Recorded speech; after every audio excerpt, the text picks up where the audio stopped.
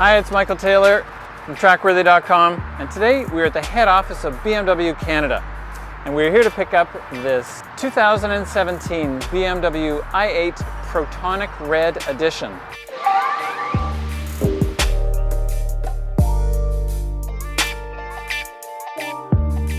So the i8 represents the pinnacle of design and technology right now for BMW. It is a hybrid car, a 131 horsepower electric motor driving the front axle, a 231 horsepower 1.5 liter 3-cylinder turbocharged engine powering the rear axle.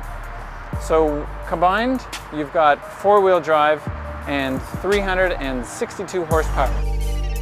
So you have 3 options when it comes to charging your i8 or any of the other BMW hybrid cars.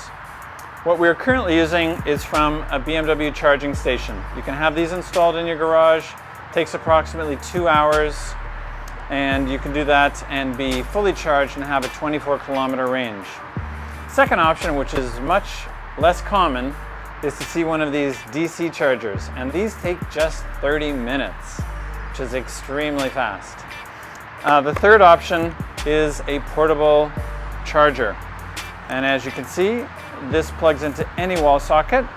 Plug this into your car, and within about 8 hours, or in other words overnight, your car is fully charged. So if you're staying at a hotel or a friend's place or doing it in your garage because you don't have one of these, overnight you can get the car charged, and that'll give you the 24-kilometer range, but you're never solely reliant on the batteries or the charge. You've got a 1.5 liter 3-cylinder turbocharged engine in the back, and as long as you have gas in your tank, no range anxiety. So 3 options, all of them very convenient, very easy to use, and when you're done, simply unplug it, put the cap back on,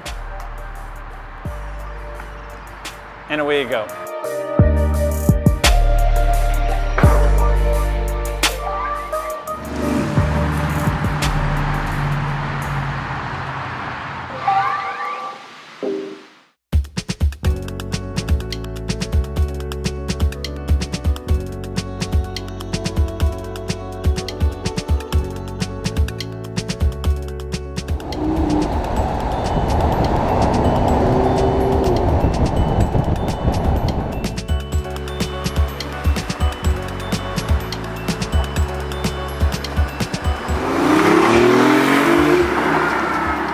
A surprisingly normal car to drive.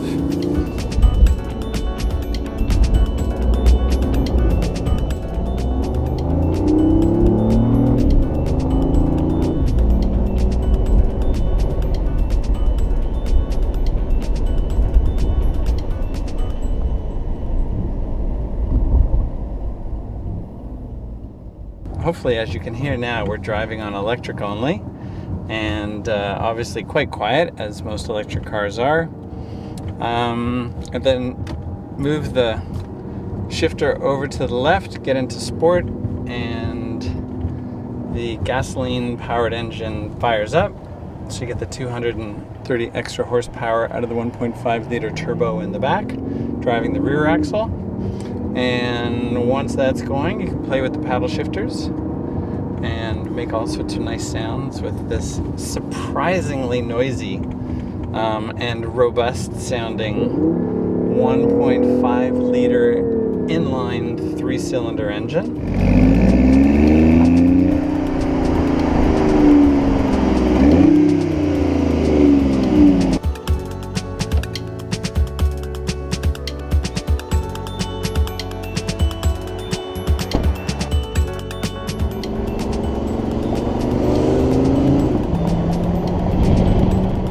One does need to get used to getting in and out of the car. It is a bit of a maneuver, and once you have it down pat, you can not look silly when you get in and get out of your car, because you do have to look good when you're doing this because everybody's watching you. So as we maneuver our way through the congested traffic of Toronto, an amazingly maneuverable car, very light. The car only weighs roughly 33 or 3,400 pounds, so it is quite light, and it feels very light. The 131 horsepower electric motor gives you plenty of get up and go, so you really don't you know, you would never know that you're running a 131 horsepower electric motor. And it certainly doesn't feel like a front-wheel drive car, even though right now it is front-wheel because we're only using the electric motor. It would be fun to take it to a racetrack and put it in sport mode and see how the car performs under heavy acceleration and braking and cornering. It has quite a low center of gravity. With four-wheel drive, it could be a lot of fun exiting corners under full throttle.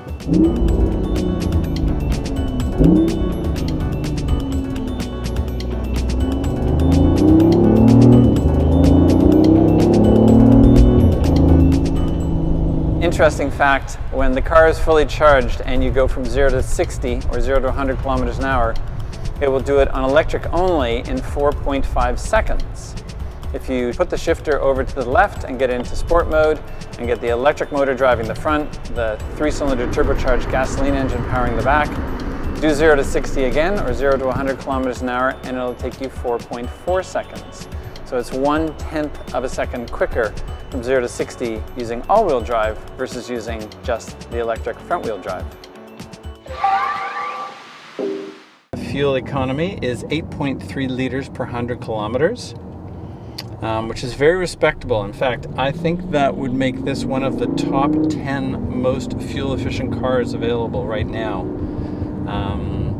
with an 8.3 liters per 100 kilometer combined fuel average. Up to 24 kilometers on electric only, and up to 120 kilometers per hour. So you can go fairly far and fairly quickly.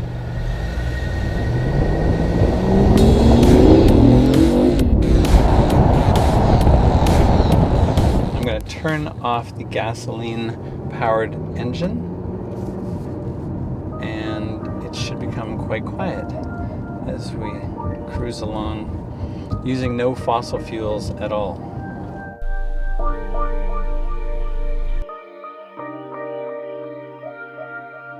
For the few people who can afford spending several $100,000s on a car, this is absolutely something they should consider.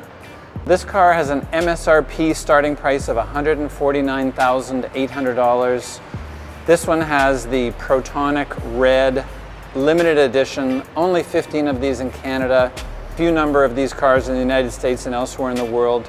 That is a $13,500 option. This car also has laser headlights, which sounds amazing. We were hoping that it might be able to slice through the cars in front of us and reduce traffic, but that did not seem to work. So with those two options, this car lists out at $172,900. When you add in a couple of $1,000s for delivery and destination, add in the inevitable HST. When you show up at your BMW dealership and hand over $200,000, he will give you roughly $3,200 back. If you want to get into something like an Audi R8, that starts at $184,000 plus options plus tax. And if you'd like to get into a Lamborghini or a Ferrari, which I know are different cars, much sportier than this one, much more aggressive cars, but those start at roughly $350,000 and go up to $500,000. Or if you want to get the hybrid of the Ferrari, you're looking at almost $2 million. So as far as BMWs are concerned, this is absolutely a stunning car. As I said, $149,000 list price. But for someone like myself, if I could put a BMW M2 and a BMW M4 in my garage and still have several $1,000s left over, I think personally that's the way I would go. But this is not competing with an M2 or an M4. This is a much more sophisticated car. The ride is really quite smooth, not jarring at all, exquisite seats, not a lot of challenge in terms of visibility, not a lot of blind spots, cameras for parking up, lots of parking sensors. So my only two nitpicks with this car, the windows open, but they don't open all the way. So you end up with a little sliver of window when you go to put your arm, and it's a little high too, so it's not the most comfortable driving position with your arm out the window. And the other thing that I found kind of strange is there's no AM radio in this car. So living in a city like Toronto or any other big urban area, you want to tune into your traffic reports. And this has satellite radio and this has FM. Obviously you can hook up your other electronic devices to the car, but there is no AM radio in this car. Thanks for watching. Lots more videos to come. Don't forget to subscribe so you can see all of our exclusive content. And drive safely, and we will see you soon.